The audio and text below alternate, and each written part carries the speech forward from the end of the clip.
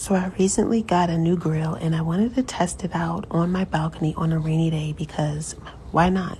A lot of times when you get these little electric grills, you have to try it out on the worst days possible just to see if it could put out enough heat to actually cook something of substance. So I chose to make my ranch burgers and put this little grill to the test. The first thing I did was adjust the temperature to allow it to preheat and, let off any smells or smoke that needs to get charred off. I had all my ingredients prepped and ready to go, and once my grill was heated, I went ahead and started with my meat.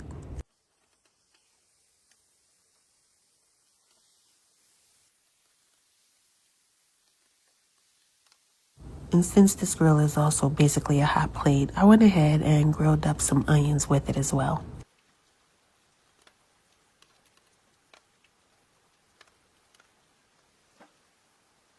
Once I had that all set, I go ahead and put my lid back on to let everything cook the way it needs to. What I learned from using this grill already is that keeping the lids on makes sure that it cooks properly. Having the lid off and being outside definitely will affect the temperature of the grill. So I kept the lid on so that my meats could cook evenly. I also noticed during the cooking process that the grill turns itself on and off to regulate its temperature, and if the lid is off, it's going to have a harder time heating up, so it definitely cooks better when the lid is on. Another thing I did to adjust to being outside while it's raining and a little bit cooler out there is I have the temperature turned all the way up to the max. Because I'm cooking these burgers, which are not thin, I wanted to make sure that my meat cooked all of the way and that I was able to get the proper temperature in order to cook my burgers all the way through. Another feature I came across is that the drippings all run to the back of the hot plate and down into this little pull-out area that basically collects all the drippings. So be sure to check that from time to time to make sure that it doesn't overflow. And now that my meats have been cooking for a while, I'm just going to check the center of my burgers to see how well this actually cooked. And I can honestly say, this grill cooked my meat all the way through and my burger is juicy. So now that I'm satisfied with how that turned out, I'm going to go ahead and pretty much finish off my cooking by adding some cheese and letting that get warm.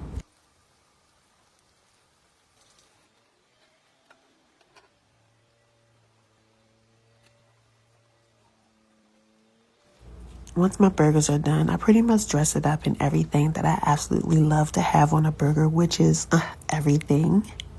But one thing I love most about a good burger is basically being able to have a toasted bun. So we're going to go back to the grill and clean it off ever so slightly and prepare it to be used to toast the top buns.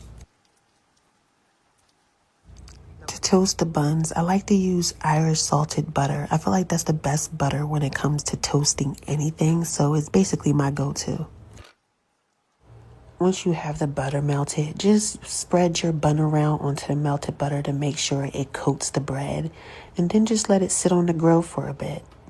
With the grill still on high, because we are outside and the weather is a little mucky, you're going to let it sit for about a good 5 minutes, and then you pull it off and it should have a crunchy, toasty, buttery flavor that has the bun soft on the inside, but the edges are crunchy.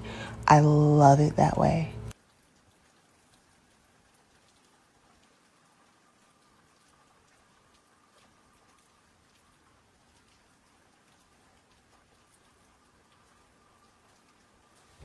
And just for the fun of it, I'm going to cut into the burgers now that they've been assembled, just to show you what the inside looks like and show you that they are indeed fully cooked.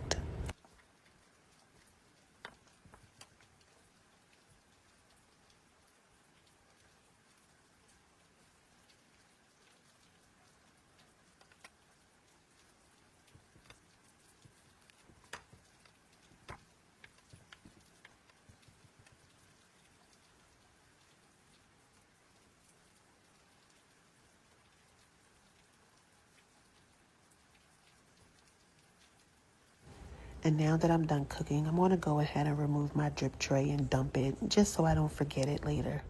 I definitely like having the drip tray empty before I move it, so that way I don't forget and it drips all over me. And of course, once your grill is cooled down, it is safe to move and get ready to clean.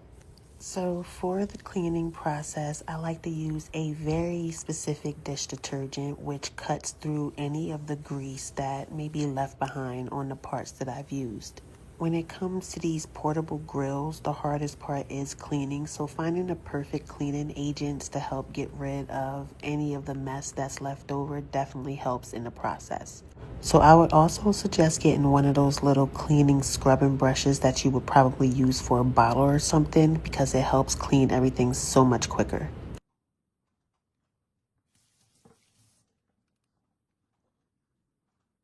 When it came time to clean the bigger parts, that wasn't as bad either. Using the dishwater I prepared with that powerful dish detergent and a little scrubby brush, it didn't take long before the hardened parts actually dissolved off of it, so cleaning was actually really easy.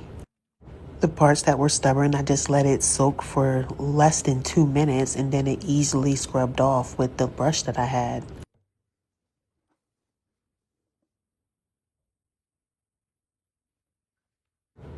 When it came to cleaning the griddle off, that was pretty easy too. I could have just lifted this up and put it into the dishwater, but I didn't want all of the grease ruining my dishwater, so I just did a little prep work of cleaning it off with a paper towel before I go in and scrub it.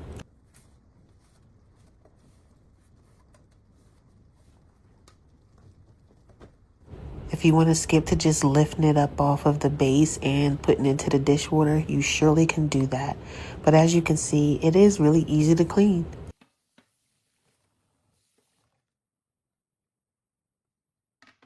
So after trying this grill out for the first time and successfully cooking some burgers on it, I can genuinely say that I like it.